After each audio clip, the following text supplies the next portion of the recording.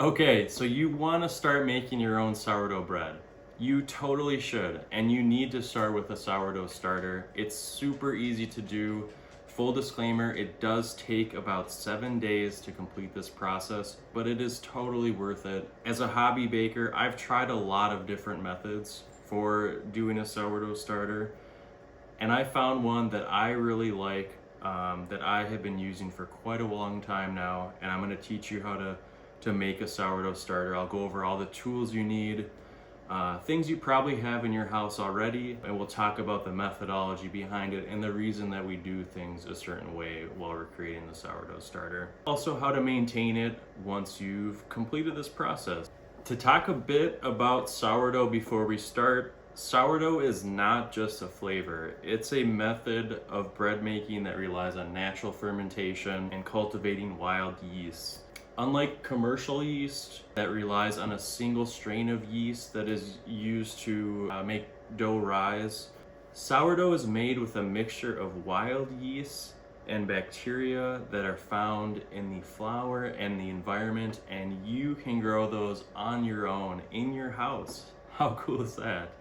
All right, so let's talk about the tools you'll need. And you probably have a lot of these things in your house already. The first one is a utensil to stir the sourdough starter when you feed it. I really like these thin spatulas. You can use a big spoon too, or anything else kind of like this that can fit inside a container and stir the sourdough starter with. The second thing you want is a jar or some kind of container to hold the sourdough starter in. You want something with a lid, and you want it to be wide mouth. So this is a wide mouth mason jar. The reason why you want that wide mouth is because you have to be able to fit your utensil in there to stir the sourdough starter when you're making it. And if you have something with a very closed off mouth, that can be really hard to do. I would recommend at least 16 ounces. This is a 24-ounce mason jar. 24 ounce is perfect for the amount of bread I'm making at home on any given day. So I would recommend at least 16 ounces, or as big as you want. Mason jars can be kind of expensive nowadays, so buying a bigger one might not be a bad idea, because you can always expand into that over time if you decide to make a lot more stuff. The third thing you want is a food scale. This is an absolute must. It does not work to eyeball ingredients or measurements. It is a science. You want to get a food scale so that you can get exact measurements of your jar that you're using, the flour and the water. And it really helps when you're making bread too, because you can get exact hydration percentages and other things like that. So the fourth thing you need is any type of whole grain flour, such as whole wheat, rye, spelt, einkorn. It doesn't matter. Whole grain contains the bran and the germ, which is where the yeast is being cultivated from. I personally use whole wheat, but I have mixed it up time and again. Whole wheat is really readily available for me at my grocery store, so I usually go with that. Whole grain flour also contains more nutrients and natural sugars than refined flours, which can provide a richer source of food for the wild yeast and bacteria in your starter. Additionally, the bran and germ in the whole grain flour contain a variety of enzymes and microorganisms that can help development of a healthy and diverse microbial community in your starter. This helps make your starter more resilient and less susceptible to contamination or other changes like temperature or hydration over time. And the last thing you need is unbleached bread flour or unbleached all-purpose flour. This is unbleached bread flour here. You can use unbleached all-purpose flour, like I said. The key is that it's unbleached. Bleached flour is a process that removes the nutrients and microorganisms from the flour, which are things that are necessary for an active starter and healthy starter. So you want to avoid bleached flours at all costs when you're doing your sourdough starter. Okay, so now that we've got the tools figured out, let's get started. My method for creating sourdough starter is a little different than most that you'll see on the internet. I start mine with more water initially. By using more water in the initial stages, we are going to be creating a more liquid and less viscous environment or mixture at first, which can help the growth and propagation of these little microorganisms by providing them a happy little environment to move and reproduce in. Once we move along each day and our starter progresses and the yeast and bacteria become more established, we're going to be gradually dropping the amount of liquid in or water in the mixture to help balance out the hydration level and create a thicker, more stable starter that's going to be used for everyday baking and a level of hydration we're going to maintain over time forever. So this whole process takes about 7 days, but it's totally worth it. Please try it, stick it out. You know, I will be happy to answer any questions you have about this in the comments section below. So please, if you have any questions at all, please feel free to ask me. I will be glad to help you. So let's get started with day one. Okay, so we're on day one. The first thing we want to do is take the lid off of our container that the sourdough is going to be in and measure out on your food scale how much this weighs. So this one weighs 430 grams. And as you can see here, I've marked that on the lid of my jar. If you don't want to use a marker to mark on your jar, you could just notate that somewhere so you know how much that jar weighs, because over the next couple of days when we're taking sourdough starter out to feed our sourdough starter, we're going to want to know the weight of the jar. So notate that. Then we are going to want to put our jar on the scale and zero it out. The first thing we're going to do is take our whole grain flour, which in this case is whole wheat. And as I said before, you can use any whole grain flour. Make sure it's unbleached too. And we're going to take 50 grams of this. So we're going to put 50 grams of that whole grain flour into this jar here.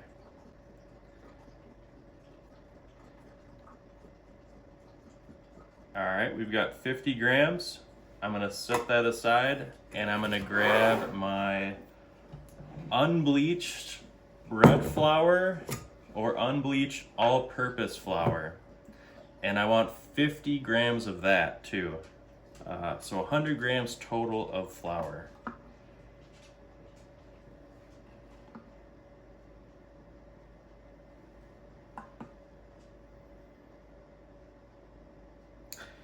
All right, so now I've got 100 grams of flour in this jar. 50 grams is whole grain flour, 50 grams is unbleached bread flour or all-purpose flour.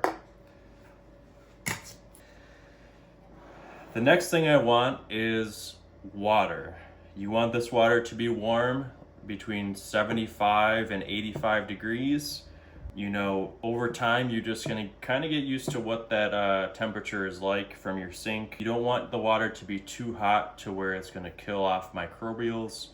Most kitchen sinks don't get that hot, but you know, to be safe, the first couple of times measure with a thermometer what the temperature of your water is. And normally grabbing this and filling it up at the sink and pouring it in, but I have a bowl of water here just to demonstrate what this process is like. So I'm gonna zero out my scale and I'm gonna grab some of this water, which I clocked at 85 degrees not too long ago, and I'm gonna pour 150 grams of this into this jar.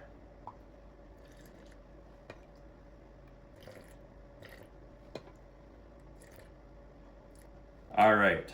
So I've got 150 grams of water in there.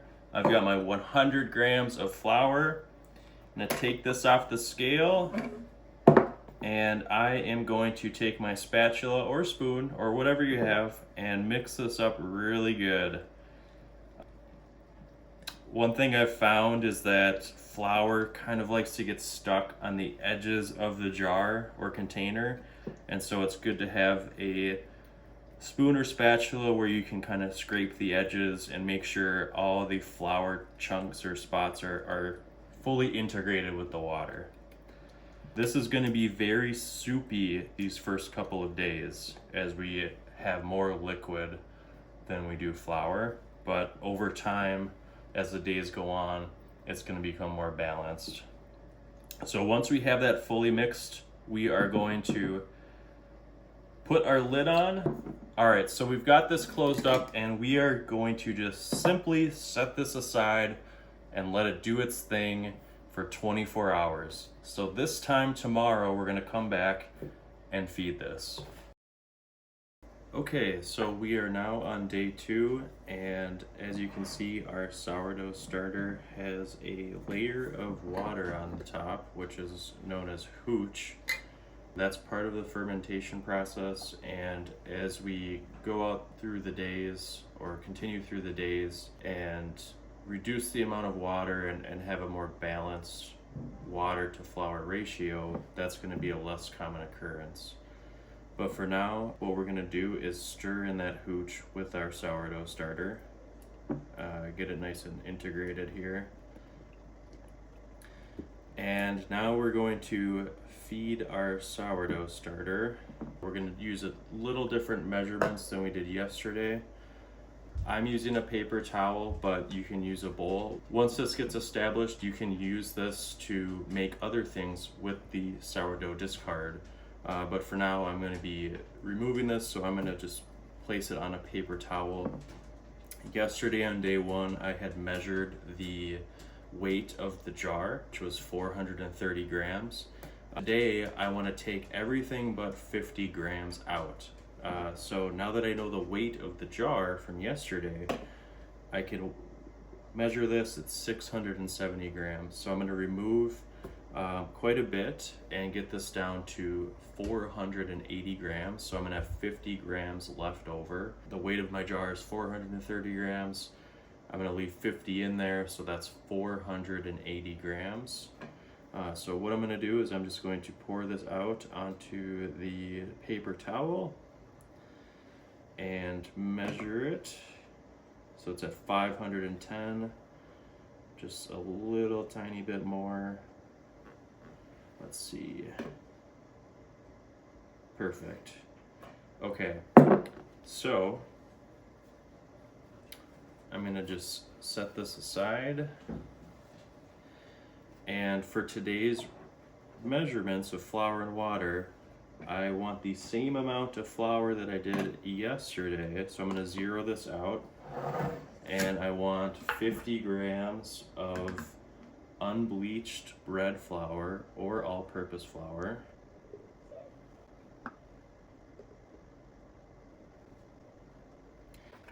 And I want 50 grams of whole grain flour.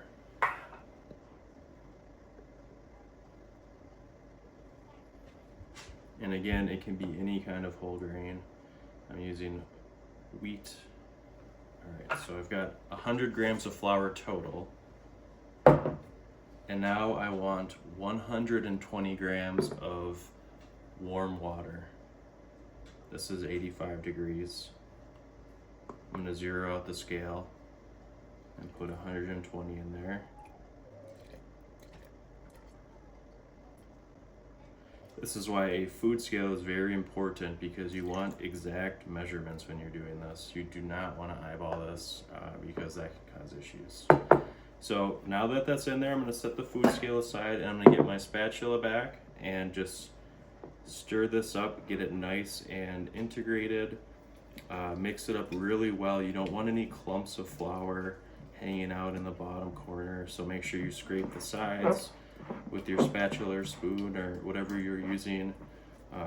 Get the sides, make sure all the flour that is stuck gets integrated in with the water.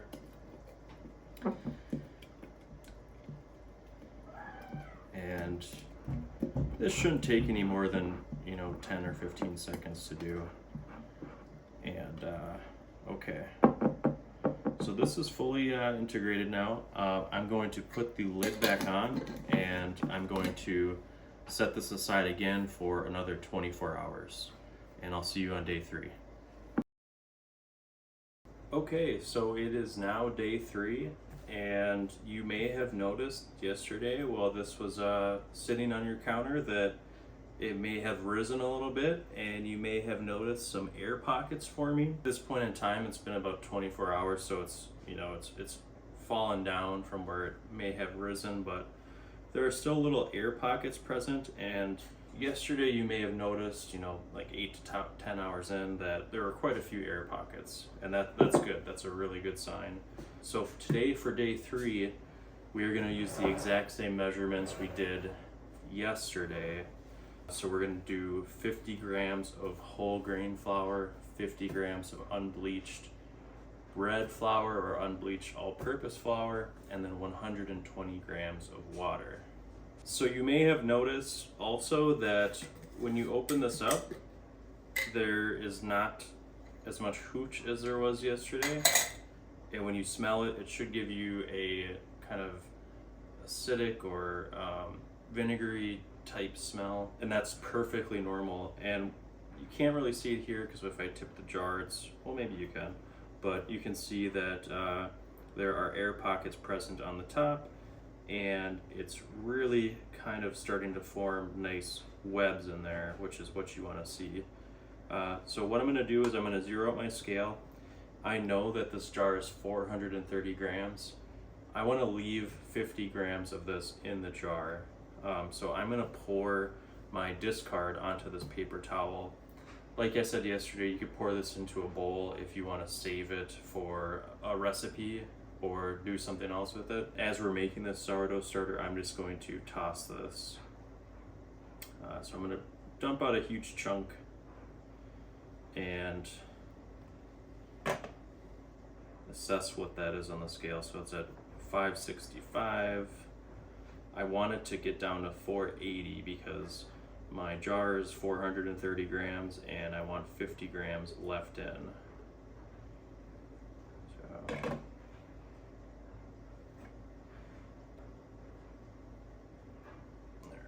So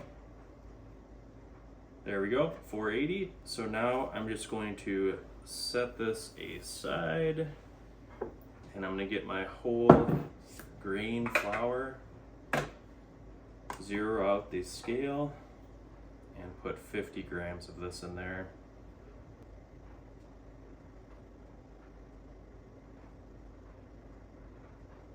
Okay, 50 grams. And now I'm going to put 50 grams of unbleached bread flour or unbleached all-purpose flour, if that's what you have.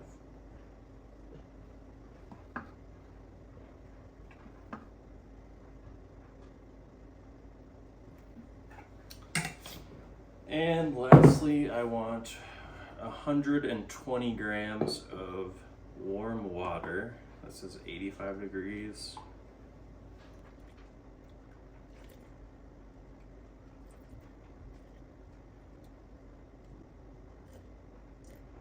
Okay, 120 grams is in there. Now, I want to take my spatula or spoon or whatever utensil you have and just mix this up again.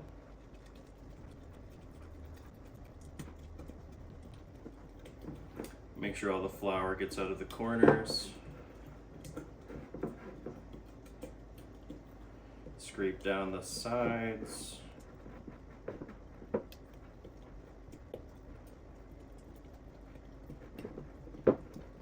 All right, so this is fully integrated.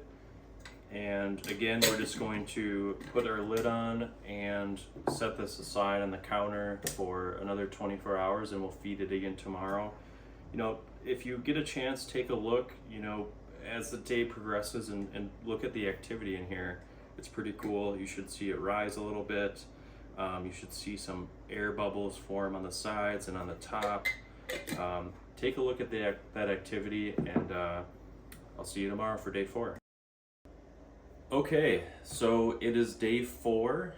You may have noticed yesterday that your starter had a lot more bubbles. May not have risen a whole bunch, but that's okay. It's still pretty early, but you should have seen at least some activity, and when you look at the top of the jar, you should see some bubbles coming to the surface. The ratio we use here for day 4 is the same ratio we are going to use for day 5, day 6, day 7, and continuing on throughout the life of the sourdough starter.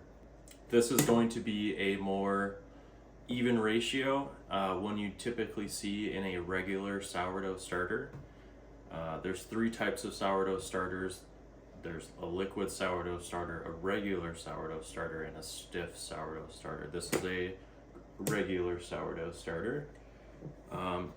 So what we're going to want to do is empty out our discard. I'm using a paper towel for this. So go ahead and empty that out. You want about 50 grams left in the jar. So the weight of my jar here is 430 grams. And I just want to empty out enough so that there is 480 grams of weight on this scale.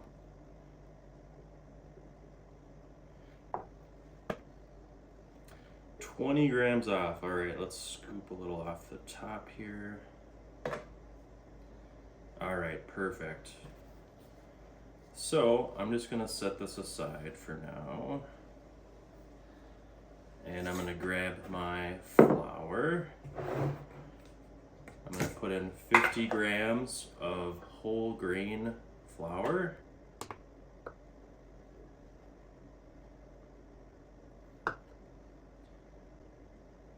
There we go. And 50 grams of unbleached bread flour or all-purpose flour. And after I'm done with this feeding, I'm going to go over some frequently asked questions about sourdough starter, so make sure you stay tuned for that. All right, 50 grams, so I've got 100 grams total of flour, and I'm going to want to take 100 grams of warm water. This is 85 degrees.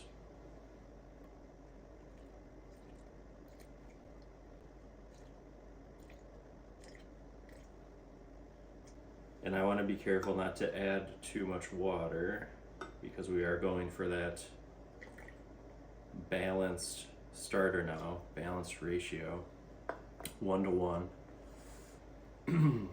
So now I'm just going to stir this up, and it is going to be thicker than we have done the previous days. And like on previous days, it's important to scrape the sides to make sure that you get any flour that's stuck to the side of the jar or anything like that. You're gonna notice a lot more activity starting today with this more balanced ratio. And what a lot of people do is they will either mark their jar on the spot that the flour or the starters is leveled at right now, and kind of notate over the course of the night how much it rose. You can also use a rubber band, or tape a piece of paper or a sticker to that location as well. You don't have to use a marker. But like I had said, we're going to be using this ratio continuing forward. So it's 50 grams of unbleached flour, 50 grams of whole grain flour, and 100 grams of water. And if you found this video, you've likely run across my YouTube shorts where I have a bunch of snippets of making bread and other things. If you like what you've seen with those, stick around or check out my channel, because I'm going to be posting a video of how to make sourdough bread exactly how I do it. So if you're interested in that, check it out. You can use your new starter for it. So I'm just going to close this up again and set it aside for another 24 hours. Again, you really want to wait until day 7 at least before you start using your sourdough starter, even though it might be really active. You just want to make sure all the bad bacteria has been eliminated and your starter is nice and strong. So day 7 is typically the guiding point for that. Sometimes it can take longer. There's a lot of variables here, like your climate, the ambient temperature in your house, the flour, the environment. So some starters can take longer than others. Some go faster than others. Key is consistency.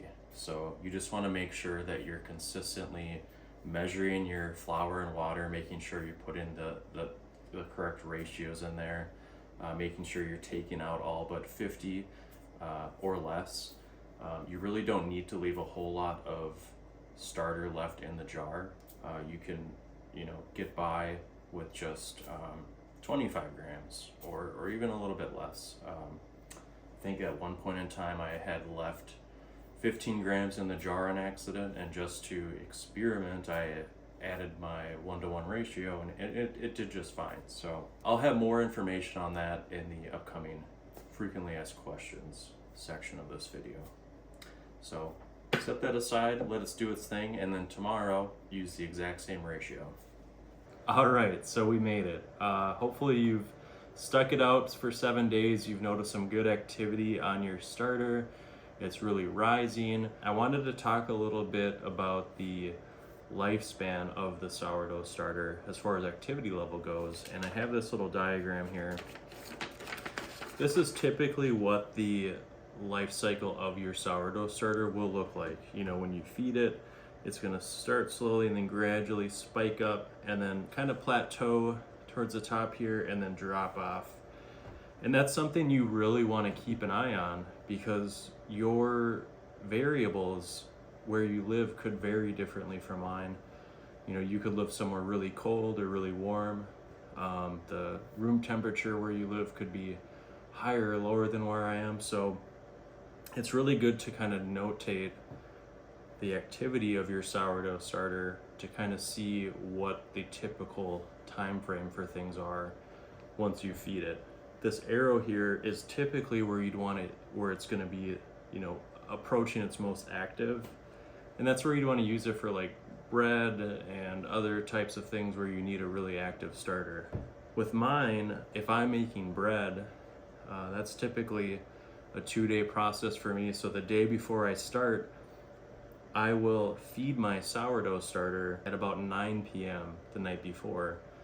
And by the time I get around to making my bread the next day, or starting it at about 10 a.m., my sourdough starter will be right about this point. But that could vary for you, and that certainly will change for me. As you can see, there's snow outside. My house is very cold, and in the summertime, those timings will change for me, and I'll adjust accordingly. But that's something you want to notate on your own, is what does that look like for you? When it's dropping off here, that's typically when you'd want to feed it, and that's also when you can use your sourdough starter for other things. It doesn't have to just be for bread products. You can use sourdough discard to enhance your other recipes. Sourdough is super easy to digest, and it has a lot of nutrition benefits to it that you can look up. I'm not going to sit here and just start rattling off all sorts of claims, or make all sorts of claims, but you can look that up for yourself. But a lot of people, will use sourdough discard to make brownies. You can incorporate it into your brownies by substituting some of the liquids and dry ingredients for the starter. You can make cookies with it by replacing some of the liquid ingredients and flour with the sourdough starter. You can make crackers. You can do all sorts of things. The possibilities are really endless, just like the possibilities are endless for things you can do with an active sourdough starter. So you're really setting yourself up for success by having one. I hope you really enjoy it and get the most out of it. I have a couple frequently asked questions written down that I wanted to answer in this video. And of course, if I miss any of your questions, use the comment section. I'll be happy to answer them for you. So the first question I often get asked is, how often should I feed my sourdough starter? And that can really vary. There's a few factors that play into that. For one, the most important is your environment. What is your ambient temperature in your house? Is it really warm? Then you might want to consider, every 12 hours to keep it nice and active, or refreshed. Is it very cold in your house, which could slow down that fermentation process? Maybe every 24 hours. I think the general guideline that you'll read on the internet is once every 24 hours. Like I had mentioned with that diagram before, if I'm making something with my sourdough starter the next day, like bread, I will feed mine about 12 hours before, so 9 o'clock at night. But on days where I'm not making anything, I'm gonna slow down that feeding time to once every 24 hours or so. And you can also refrigerate your sourdough starter to really slow down the fermentation process. So you can put your starter in the fridge and feed it once every couple days. Or, if you're going on vacation or something, and you're worried about it weakening or dying, you can put your sourdough starter in the fridge and it can last for a few weeks or even up to a month. The important thing is that when you're going to be using your sourdough starter, that you get the activity level back up, and you do that by feeding it. So if you do take a break between feeding your sourdough starter on a regular interval, you want to make sure you account for the time you need to get a few feedings in before you use it again. So if you have it refrigerated for 2 weeks, maybe account for a couple days of feedings before you consider using that for something you need. Another question I get asked a lot is cleaning the jar. So you may have noticed in this video that the mason jar I was using was getting pretty mucked up on the sides and a little crusty. And yeah, that can definitely happen, especially if you're using the method I was using where you dump it out and then feed it the same jar. Well, cleaning the jar is a good practice, and you do that by either getting a paper towel or something and just kind of cleaning around the edges as you're feeding it.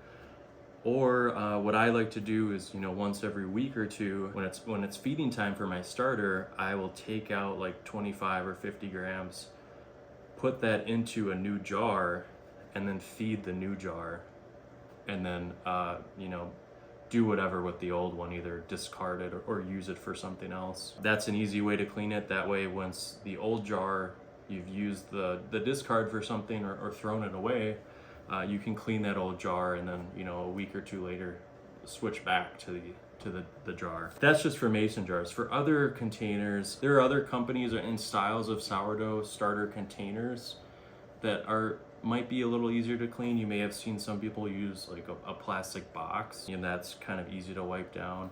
I prefer the jars at this point in time just because they're nice and compact, and I can just tuck them away in the corner or whatever. And of course, if you want to, you could change your jar with every feeding. As I mentioned, every week or two I transplant 25 to 50 grams into a new jar and then feed the new jar.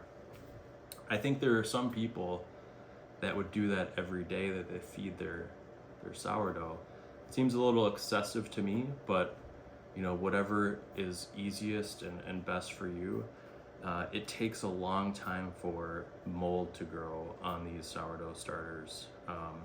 So don't worry about that so much, but I would definitely recommend changing the jar out, every 1 to 2 weeks if you're using like a mason jar or something. What should the sourdough starter smell like? Well, it's gonna, of course, have a sour smell, tangy. I've heard it be described as acidic, almost like a dairy smell. That's all normal, and it can really vary based off the type of starter you have.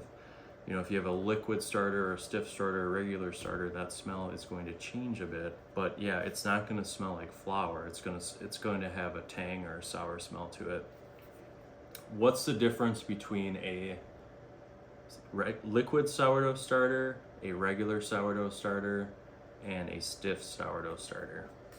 Well, the biggest difference is the ratio you're using for flour to water. So with a liquid starter, you are going to have more liquid in there than you are flour, and that is oftentimes used in recipes like ciabatta or baguettes, where you might need a higher hydration level.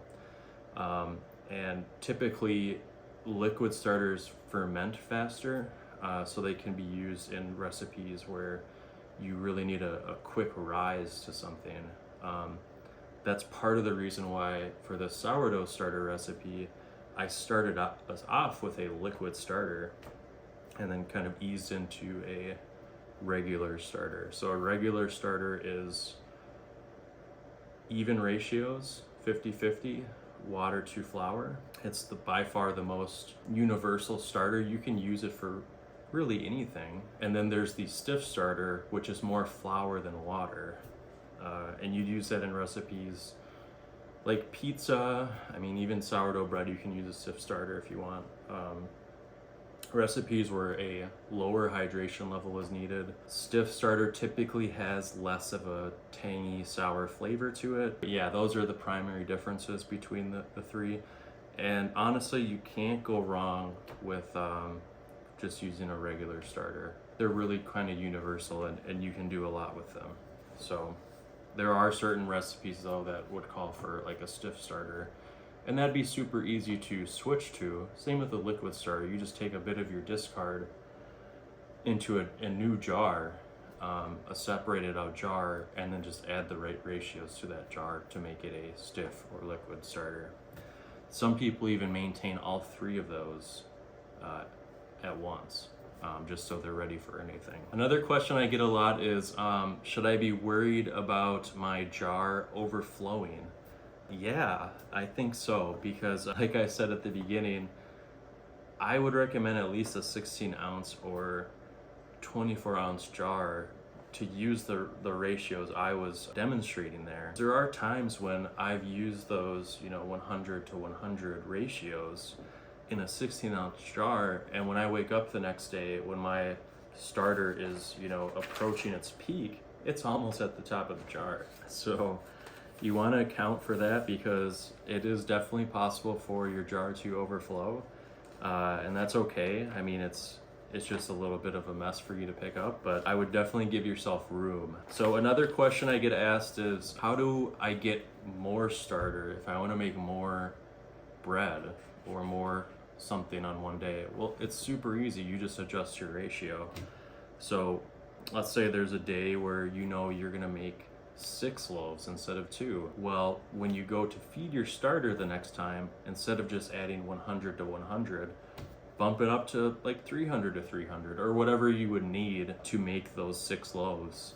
And then once those 6 loaves are done and you're going to go back to your regular rate of bread making, you can just put it back to what your normal feeding rate is. And that's how you do that. Same for lesser, you would just use a less ratio if you want. Another question I get asked is, how long do sourdough starters live for? And the answer is indefinitely. As long as you're taking care of it, it will live as long as you're taking care of it. There are people who have sourdough starters that were passed down through their family that are like 200 years old. So you can keep it as long as you want, and it's kind of a cool little family tradition also. You can have a sourdough starter that you made and keep that going through your family or friends. It's really easy to branch out a sourdough starter. You just take a little bit of the sourdough starter at discard time, put it in a new jar, feed it, and then give it to someone, and they can go through that feeding process too. So it's a cool way to keep it going, and these can really last a very long time. All right, so those are all the questions I could think of. If you have any more questions, like I said, I'd be happy to answer those. Just put them in the comment section below, and I will get to them right away. And also, please subscribe to this channel if you like the content I'm putting out. I'm going to be doing a lot more long form videos on how to make different sourdough products, including discard products. And the big one I have coming out after this sourdough starter video is how to make sourdough bread. So if you're interested in that and learning on how I do it, please subscribe and check that video out. But thank you for watching. And I hope you were able to learn something from this and get a nice active sourdough starter out of it. Really excited for you. It is so fun to be able to make your own stuff at home. Besides the health benefits, it's a huge cost savings too, to be able to make your own bread and other products. Do yourself a favor, next time you go to the grocery store, look at the ingredient list on the back of a loaf of bread, and then prepare for your mind to be blown, because there are so many ingredients that go into those. And when you make it at home, it's really just flour, water, sourdough starter, and salt. And so you start to wonder what those other ingredients are. But you won't have that problem anymore because you're gonna make your own stuff. So thank you, like and subscribe. Have a great day.